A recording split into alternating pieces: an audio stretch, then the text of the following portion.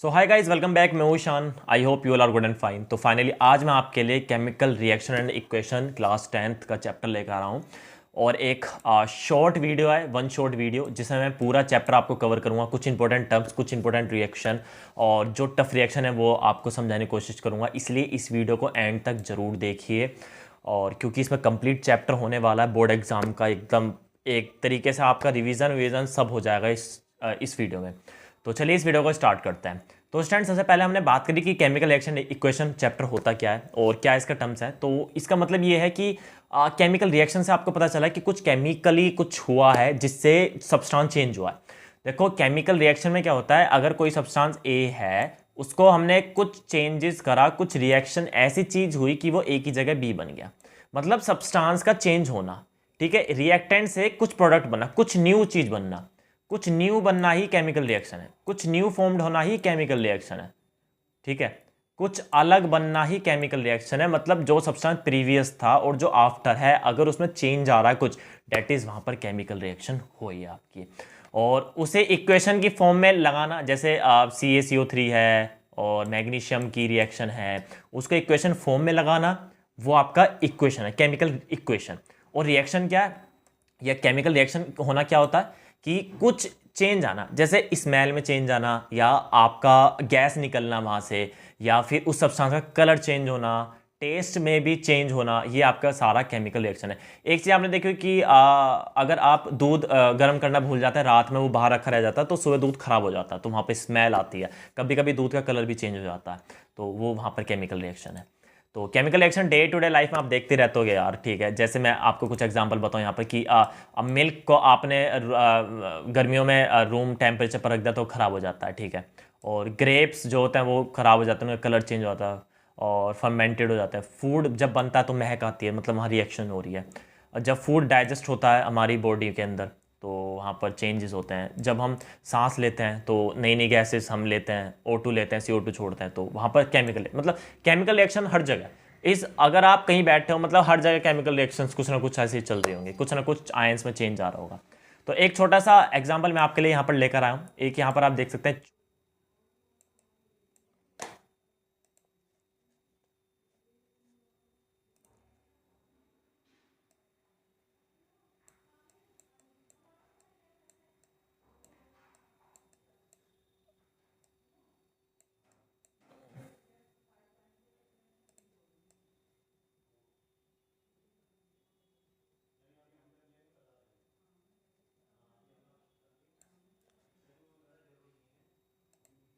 तो यहाँ पर हो क्या रहा है, जब Mg प्लस O2 आपस में जुड़े तो यहाँ पर ये MgO बन गया।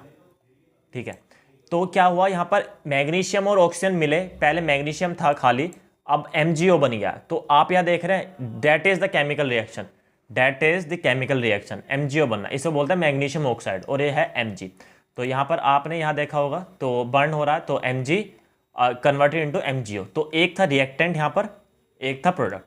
मैं आपको यहाँ पर रिएक्शन मिल जाएगी, आगे मैं थोड़ा सा और डिस्कस कर लूँगा। अभी मैं ये बात करता है कि केमिकल रिएक्शन होता है तो क्या क्या, मतलब स्टेट में चेंज आता है। केमिकल रिएक्शन होता है तो स्टेट, मतलब कोई सॉलिड है तो लिक्विड, लिक्विड है तो गैस, गैस है तो फिर से लिक्विड बन जाएगा, तो उसे बोलता है केमिकल रिएक्शन होना। चेंज इन कलर, कलर में भी चेंज आ जाता है, कभी कभी रेड है तो ब्राउन, ब्राउन है तो पिंक, पिंक है तो येलो, कुछ भी हो सकता है। गैस भी निकल सकते हैं, जैसे आप यहाँ देख रहे हैं कि H2 गैस है। ठीक है, तो ये यहाँ पे कुछ रिएक्शन हुई है, यहाँ पर आप देख सकते हैं कि सल्फ्यूरिक एसिड है और जिंक के कुछ ग्रेन्यूल्स डाले। एसिड में जब हम मेटल डालते हैं तो गैस निकलती है, वो हाइड्रोजन गैस होती है। तो गैस का भी निकलना क्या है, केमिकल रिएक्शन है। टेम्परेचर में चेंज आना, मतलब अब अगर कहीं पर रिएक्शन चल रही है, आप देखें यहाँ बीकर जो होगा वो हीट हो गया होगा, बीकर बिकम हीट। ठीक है, तो बीकर अगर हीट हुआ तो इसका मतलब क्या है, डेट इज केमिकल रिएक्शन। आप देख रहे हैं जहां पर रिएक्शन चलती है, जब आप उसको टच करें या तो कोल्ड होगा या वो हीट होगा। एक्सोथर्मिक, एंडोथर्मिक रिएक्शन वहां पर काम करते हैं, आगे डिस्कस करते हैं यहाँ पर। देखो, अब एक्चुअली बात है कि केमिकल इक्वेशन होती क्या है। देखो, मैंने एक एग्जांपल दिया था यहाँ पर आपको मैग्नीशियम का। ठीक है, ये magnesium plus oxygen gives magnesium oxide, तो ये इसको बोलते हैं रिएक्टेंट।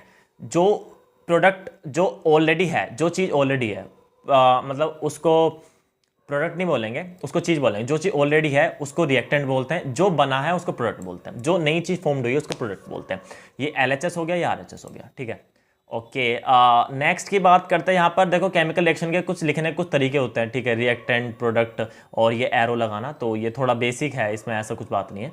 नेक्स्ट बात है बैलेंस केमिकल इक्वेशन। काफ़ी ज़्यादा बच्चे कंफ्यूज रहते हैं, भैया ये हमें बताओ। मैंने ऑलरेडी वीडियो अपलोड कर रखी है, आप जाके वो भी देख सकते हैं, पर मैं आपको यहाँ पर भी बता रहा हूँ। यहाँ पर करते क्या है, देखो बैलेंस केमिकल रिएक्शन में होता क्या है कि ये वाली रिएक्शन आप देख रहे हैं, ये वाली, ये जो रिएक्शन है, ये रिएक्शन इस टाइम बैलेंस नहीं है बिल्कुल भी। क्यों बैलेंस नहीं है? क्योंकि mg का यहाँ 1 है, यहाँ पे mg का 1 है, ठीक है, पर o का यहाँ 2 है, पर o का यहाँ 1 है, ओनली 1 है। तो हम यहाँ 2 लगा दें? नहीं, इधर हम 2 नहीं लगा सकते, ये गलत हो जाएगा। इधर 2 नहीं लगा सकते हम कभी भी, हम हमेशा आगे लगाते हैं। अगर हम कुछ चेंजेस करते हैं तो हम आगे लगाते हैं। तो आगे लगाने के लिए हमें एक चीज़ यहाँ पर ज़रूर करनी पड़ेगी कि हम यहाँ पर 2 लगा देते हैं आगे, तो ये 2mgo बन गया और 2o बन गया, ठीक है। ये 2 दोनों के लिए, mgo के लिए, और ये 2 अगर मैं यहाँ पर लगा दूँ तो डेट इज ए केमिकल लेंगे, मतलब LHS में जितने भी एलिमेंट है वो इक्वल टू होने चाहिए RHS के। एक एग्जाम्पल के साथ मैं आपको यहाँ पर बताता हूँ, देखो इन्होंने कैसे कर रखा है। ये वाली रिएक्शन अगर हम यहाँ पर लें, ठीक है, तो ये वाली रिएक्शन हम लेते हैं Zn वाली, ठीक है, ये वाली रिएक्शन हम लेते हैं। इसमें आप इसमें हमने क्या करा, यहाँ पर एक टेबल बना लिया, इसको थोड़ा सा साइड करते हैं इधर। यहाँ पर हमने क्या करा, ये टेबल बना लिया, बैकग्राउंड नॉइज़ को थोड़ा सा अवॉइड करो, यहाँ पर चलती रहती है बैकग्राउंड वॉइस। तो यहाँ पर Zn का 1 है, तो हमने एलिमेंट लिख लिए यहाँ पर सारे, Zn है, H है, S है, O है। यहाँ पर नंबर ऑफ एटम लिख लिए कि 1 है, 2 है, LHS और RHS। देखो LHS में Zn कितना है, 1, तो 1। RHS में Zn कितना है, 1, ठीक है। LHS में H कितना है, 2, यहाँ पर 2 है, H के 2 है, यहाँ पर H के भी 2 है, ठीक है। यहाँ S का 1 है, यहाँ भी S का 1 है, यहाँ पर O का 4 है, यहाँ पे O का 4 है। तो इट मीन्स ये अगर यहाँ पर ये दोनों, मतलब ये दोनों इक्वल आ जाए, 1 1 2 2 1 1 4 4, तो डेट इज बैलेंस है।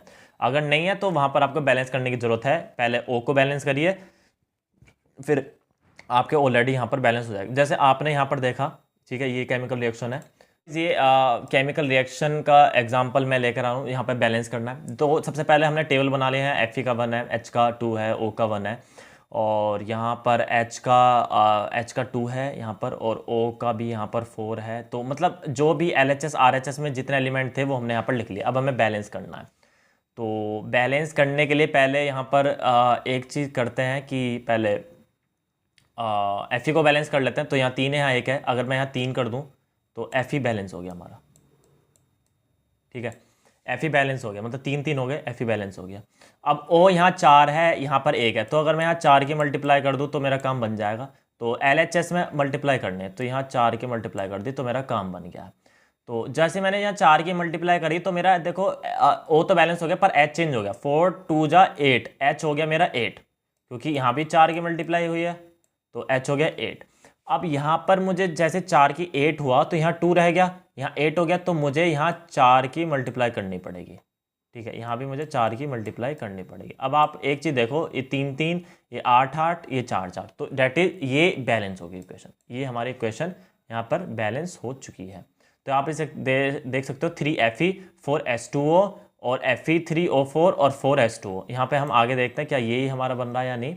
और एक सेकेंड, तो yes yes yes yes yes, ये रहा हमारा, ये यहाँ पर रिएक्शन बिल्कुल वही फाइनल रिएक्शन हमारी आ चुकी है। तो इस तरीके से आप केमिकल रिएक्शन को बैलेंस कर सकते हैं। नेक्स्ट मैं आपको कुछ इंपॉर्टेंट क्वेश्चन बताऊं, तो इंपॉर्टेंट क्वेश्चन आपके क्या रहेंगे। मैग्नीशियम रिबन वाला इंपॉर्टेंट है आपका, और एक दो आपको ये वाली रिएक्शन जरूर करनी चाहिए। नेक्स्ट इंपॉर्टेंट है हमारा टाइप्स ऑफ केमिकल रिएक्शन, इसको जल्दी जल्दी समेटते हैं मामले को। देखो टाइप्स ऑफ केमिकल रिएक्शन की अगर हम बात कर रहे हैं यहाँ पर, तो यहाँ पर हमारा एक टाइप पहला निकल कर आता है कॉम्बिनेशन रिएक्शन। कॉम्बिनेशन मतलब हम यहाँ कंबाइन कर रहे हैं, चीज़ों को जोड़ रहे हैं, मतलब A+B को जोड़कर हम कुछ नया बना रहे हैं C, ठीक है।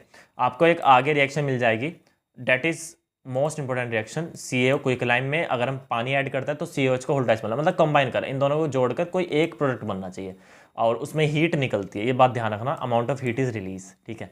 तो उसको बोलते हैं कॉम्बिनेशन रिएक्शन, ठीक है। सच अ रिएक्शन में single product is formed by the combine of 2 और मोर देन 2 प्रोडक्ट, ठीक है। तो ये चीज़ आपको देखने की ज़रूरत है, कुछ एग्जाम्पल आप यहाँ से पढ़ सकते हैं, और मैं थोड़ा सा मेन चीज़ पर ही फोकस करूँगा, decomposition reaction. Okay, decomposition reaction क्या है, मतलब अब तोड़ रहे हैं हम चीज़ों को, ठीक है। दोनों A भी प्रोडक्ट थे, अब उनको हमने हीट दे दी, गर्माहट दे दी थोड़ी सी।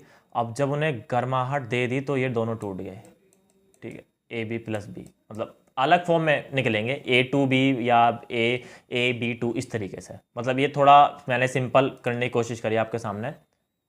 और ये FeSO4 है, ये देखो इसको मैंने हीट करा तो Fe2O3 बन गया, ठीक है। FeSO4 को मैंने हीट तो ये क्या बन गया, Fe2O3, ठीक है, मतलब इसको हम तोड़ रहे हैं, और SO2 बन गया और SO3 बन गया, ठीक है, ओके। ऐसी सेम ये हो गया, यहाँ पर भी ये ब्रेक डाउन हो गया, ठीक है। ये रिएक्शन इंपॉर्टेंट है, ये ऐसी रिएक्शन आपका एग्जाम पॉइंट ऑफ व्यू के लिए जरूर ध्यान रखनी चाहिए। Another example of the thermal decomposition, ठीक है। और ये यहाँ पर ये एग्जांपल जो था ये 2020 का एग्जांपल है, ठीक है। ये 2020 में आया था एग्जांपल, ये इंपॉर्टेंट क्वेश्चन था ये बोर्ड का। तो यहाँ पे क्या हो रहा है, लेड नाइट्रेट को जब हम हीट करें तो वो 2 PbO में टूट रहा है, लेड ऑक्साइड में, और नाइट्रोजन गैस निकल रही है और ऑक्सीजन गैस निकल रही है, ठीक है।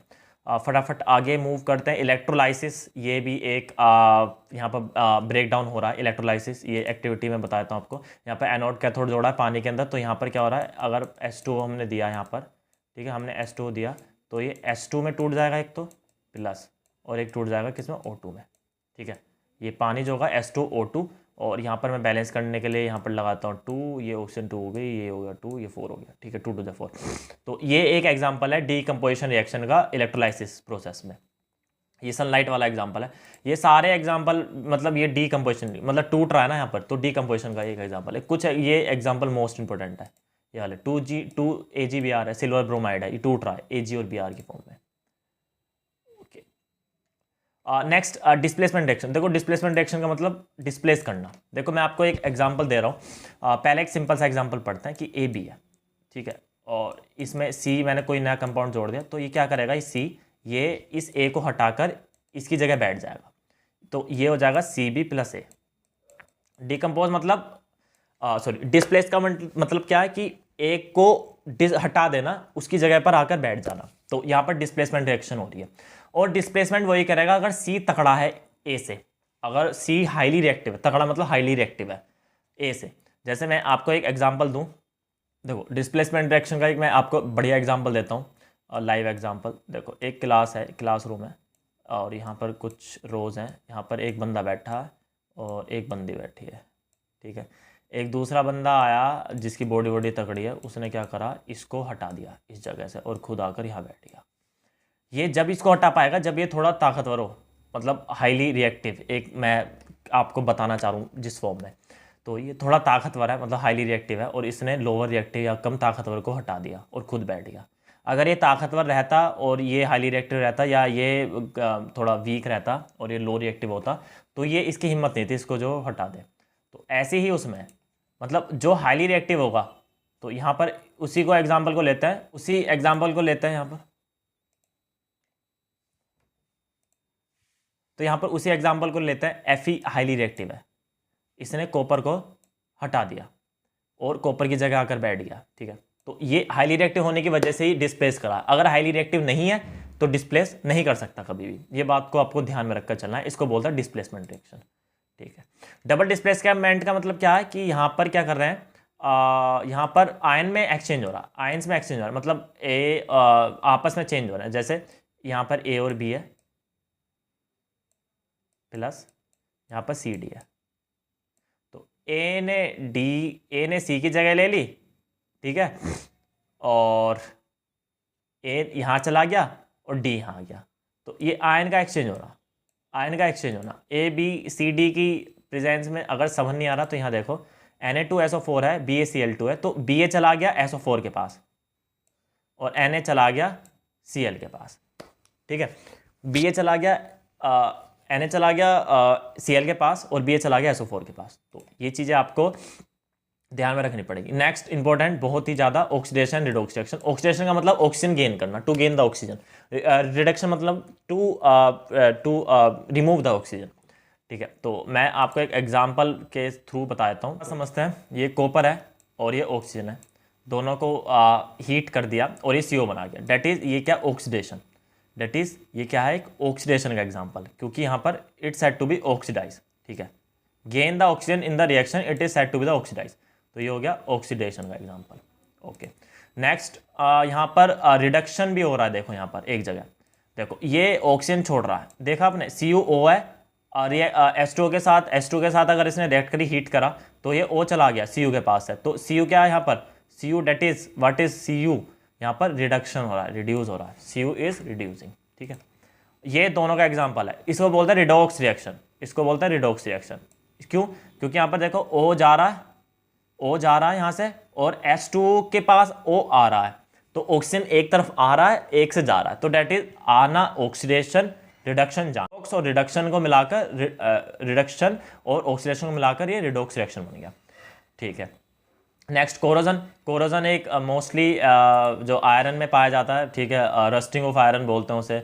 और उसमें होता क्या है कि जब आयरन पानी के साथ रिएक्ट कर देता है और ऑक्सीजन के साथ तो Fe2O3 बनाता है, उसे रस्टिंग बोलते हैं। ये थोड़ा सिंपल सा प्रोसेस है कोरोजन का। ठीक है, रेंसिडिटी में क्या होता है कि ऑयल एंड फैट जो होता है वो खराब ना हो जाए, ऑक्सीडाइज ना हो जाए, इसलिए उनको रेंसिड करके रखा जाता है। और जिसमें वहाँ पर उनको फ्लश बैग के अंदर आप देखेंगे कि आजकल तो चिप्स के अंदर चिप्स पैकेट के अंदर चिप्स नहीं आते, हवा आ जाती है, तो वो रेंसिडिटी की वजह से वो हवा डालनी पड़ती है उन्हें। Why does the colour of the copper sulphate change? अच्छा क्वेश्चन है ये, मैं कुछ इंपॉर्टेंट क्वेश्चन आपके लिए लगाता जा रहा हूँ, तो उस चीज़ को आपको देख के चलना है। और वैसे ऑलरेडी मैंने इंपॉर्टेंट क्वेश्चन यहाँ पर आपको बता दिए थे यार, तो मुझे लगाने की ज़्यादा ज़रूरत है नहीं यहाँ पर वैसे, पर एक्चुअली आप कह रहे हो तो फिर भी लगा देता हूँ कुछ इंपॉर्टेंट क्वेश्चन।